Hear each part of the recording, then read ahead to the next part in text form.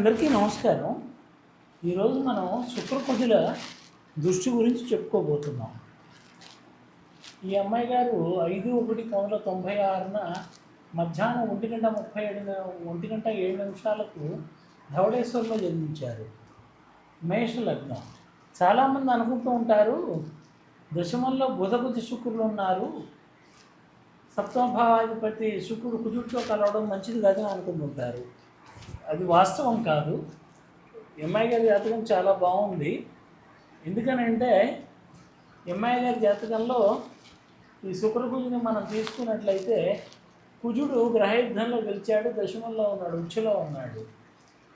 కానీ ఈ కుజుడిని కంట్రోల్ చేయడానికి బుధుడు ఉన్నాడు, ఇక్కడ శుక్రుడితో పాటు కలిసి ఉన్నాడు.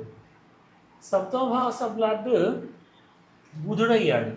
ఈ బుధుడు రవి నక్షత్రంలో ఉన్నాడు. రవి నవమ భావంలో ఉండి గురుడి యొక్క రాశిలో, శుక్రుడి యొక్క నక్షత్రంలో, మరి గురుడి సబ్లో ఉన్నాడు. ఇవన్నీ కూడా ఒక ప్రశాంతమైనటువంటి, ఒక అద్భుతమైన వివాహ జీవితాన్ని సూచించేటువంటిది. నవాంశ చక్రాన్ని చూసుకున్నట్లయితే కూడా మీరు గమనించండి, ఇక్కడ నవాంశ చక్రంలో శుక్రుడు చక్కగా ఒంటరిగా ఉన్నాడు. ఈ జాతకం చాలా చాలా బాగుంది. ఎందుకనంటే శని దశ 25/5/2019 నుంచి మరి 25/2038 వరకు ఉంది.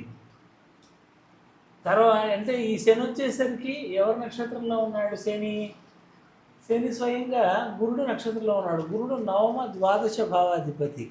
ద్వాదశ భావం కారణంగా గర్భిణితో ఉన్నప్పుడు కానీ, భార్య భర్త ఒక్కొక్కసారి కొన్ని సెపరేట్ విదేశీ ట్రిప్పులు వేయవలసి వస్తుంది, అంతవరకే. అంతే తప్ప విడిపోవడం అనేటువంటిది ఏమి ఉండదు. చాలా చాలా జాతకం బాగుంది. చాలామంది తెలియక అపోహపడుతుంటారు, కుజ శుక్రులు కలిశారు కాబట్టి ఈ జాతకం బాగాలేదని.